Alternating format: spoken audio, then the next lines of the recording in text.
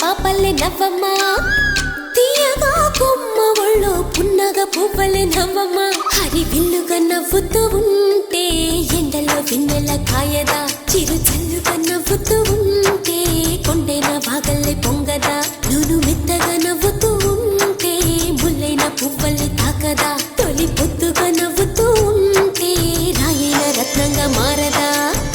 హాయిగా అమ్మ ఒళ్ళో చిన్నారి పాపల్లే నవ్వమ్మ తీయగా కొమ్మ ఒళ్ళో పున్నగా పువ్వలే నవ్వమ్మ